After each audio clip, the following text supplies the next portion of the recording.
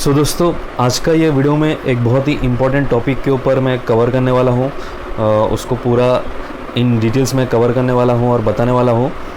जो टॉपिक का नाम है MCLR और जो EVLR है, उसके ऊपर हम लोग पूरा इन डिटेल्स बात करेंगे।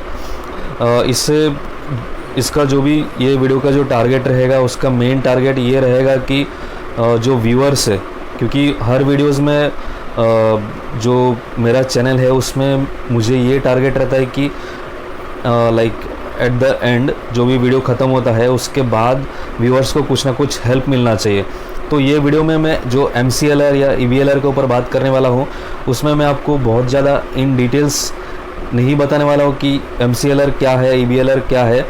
ये दूसरा वीडियो में बताऊँगा। ये वीडियो का जो मेन टारगेट है कि जो जिन लोगों ने लोन लेके रखा है, होम लोन लेके रखा है या फिर कोई भी दूसरा लोन लेके रखा है, तो उनके लिए ये बहुत ज़्यादा अभी समझना ज़रूरी है। ये बहुत ज़्यादा ट्रेंडिंग टॉपिक्स है कि जो अभी जिन्होंने लोन लेके रखा है, होम लोन या दूसरा लोन, तो उनको MCLR के ऊपर लोन दिया गया है बैंक से या फिर EVLR के ऊपर लोन दिया गया है। ये समझना बहुत ज़रूरी है, क्योंकि अगर आप ये नहीं समझ पाते हो तो आप लंबे समय के लिए, अगर आपने 10-20 साल के लिए लोन लिया है, तो आप कम से कम 2-3 लाख गंवा सकते हो।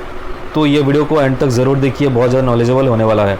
हेलो दोस्तों, वेलकम टू ट्रेंडिंग टिप्स। अगर आप चैनल पे नए हो तो चैनल को सब्सक्राइब कर लीजिए और सामने वाले बेल आइकन को दबा के उसको ऑल सिलेक्ट कर लीजिए, तो ऐसे इंपॉर्टेंट वीडियोज़ का नोटिफिकेशन आपको सबसे पहले मिल जाएगा। दोस्तों, आइए वीडियो स्टार्ट करते हैं। जैसे कि मैंने वीडियो के स्टार्ट में बता दिया कि MCLR और EVLR के ऊपर हम लोग बात करेंगे। तो सबसे पहले मैं डायरेक्ट जो हम लोग का मुद्दा है उसके ऊपर हम लोग बात करते हैं कि जिन लोगों ने भी लोन लेकर रखा है, तो अभी रिसेंटली हम लोग को न्यूज़ में ये पता चला था कि जो RBI है, जो रिज़र्व बैंक ऑफ इंडिया है, जो पूरा बैंक्स को, NPCI सबको कंट्रोल करती है, तो RBI की तरफ से ये न्यूज़ आया था कि उन्होंने रेपो रेट कम कर दिया था। तो अभी आपको मैं सिंपल भाषा में समझा देता हूँ कि रेपो रेट क्या होता है। रेपो रेट मतलब जो भी बैंक्स रहते हैं, बैंक्स जो भी ब्याज पे, जो भी इंटरेस्ट रेट पे लोन लेते हैं RBI से, उसको रेपो रेट कहा जाता है। मतलब अगर बैंक सपोज 4.5% के हिसाब से बैंक से RBI से लोन लेती है, तो इसका मतलब है रेपो रेट 4.5% है। तो इसका जो रेपो रेट है, अभी रिसेंटली 1.5-2 महीने पहले एक न्यूज़ आया था कि RBI ने कम कर दिया था, जो RBI टीम से बताया गया था।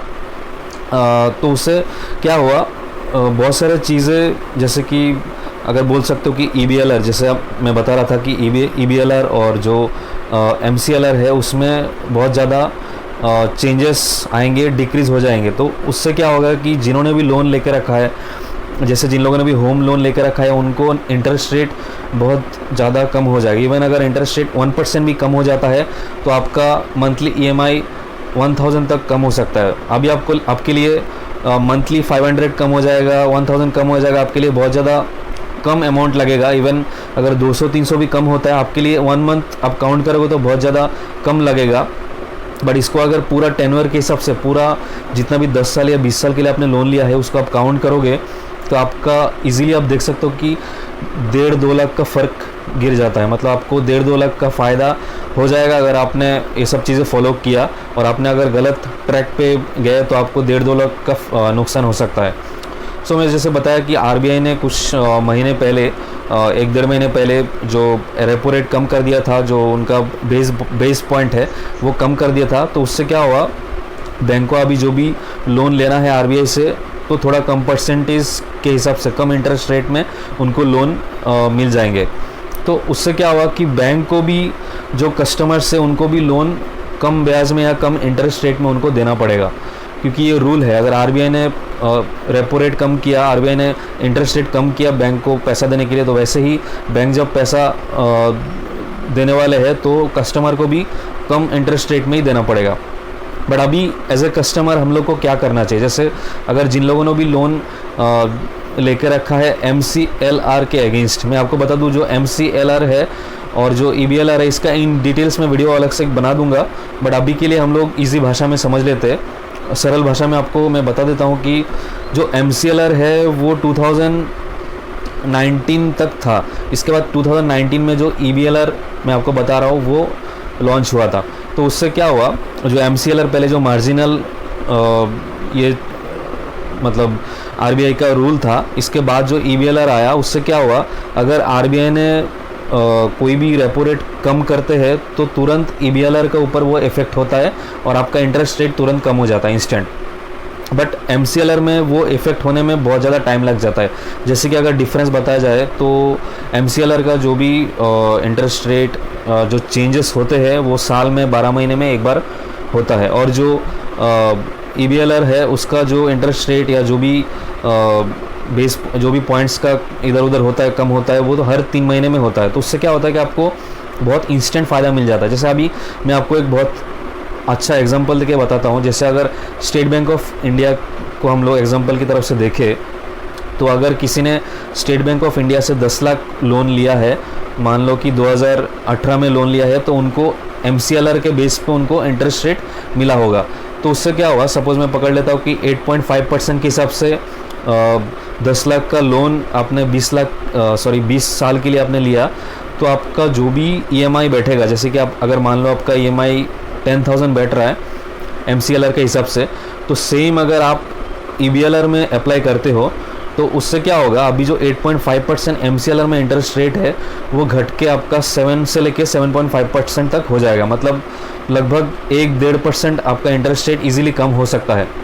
तो अगर आपका 1-1.5% इजीली कम हो जाएगा तो उससे क्या होगा, आपका जो भी आप 10,000 सपोज आप पे कर रहे थे EMI, तो 10,000 घट के आपका EMI हो जाएगा सपोज मान लो 9,000, 1,000 का ऑलमोस्ट फ़र्क हो ही जाता है, या फिर 700-800 तो मिनिमम कम हो ही जाता है अगर आप MCLR से EBLR में शिफ्ट करते हो या स्विच करते हो। तो उससे क्या होगा, अगर आप एक महीने के हिसाब से देखोगे तो आपको लगेगा कि ये बहुत ही छोटा अमाउंट है, 500, 600, 700, 1,000 रुपये। बट अगर पूरा आप टेन्योर देखोगे, आप 20 साल के लिए लोन लिया, तो आप देखोगे कि 2 लाख 3 लाख आपको कम भरना पड़ेगा। तो अभी आपको ये भी कैलकुलेशन करना चाहिए कि आपने लोन कब लिया था, इसके बाद MCLR कब आया था, ये भी डेट आपको देखना चाहिए। जैसे कि अगर मैं सपोज़ एग्जांपल की तरफ से मैं आपको समझाऊं कि सपोज़ आपने 2018 दिसंबर में आपने लिया MCLR में SBI से कोई लोन, इसके बाद क्या हुआ 2019 में जाके EBLR आ गया, तो अभी MCLR को चेंज होने के लिए 1 साल लगता है, मतलब 12 महीने बाद फिर से रिवाइज़ होगा। तो आपको 12 महीना इंतज़ार करना पड़ेगा। अगर आपने अभी लोन लिया और MCLR अभी जस्ट 1 महीने पहले ही चेंज हुआ, तो फिर से 11 महीने के बाद चेंज होगा, तो आपको 11 महीने रुकना पड़ेगा। बट EBLR के केस में क्या होगा, अगर आपने लोन अभी लिया है और 1 महीने पहले चेंज हुआ था और अभी फिर से रिवाइज होकर फिर से चेंज हुआ, तो आपको 3 महीने बाद ही तुरंत इसका इंस्टेंट इफेक्ट गिरना चालू हो जाएगा। जैसे कि अभी अगर देखा जाए तो जो SBI में लोन मिल रहा है, तो फीमेल कस्टमर्स को 6.95% से मिल रहा है, और जो मेल कैंडिडेट्स या कस्टमर है उनको मिल रहा है अभी 7 से लेके 7.5% तक इंटरेस्ट रेट।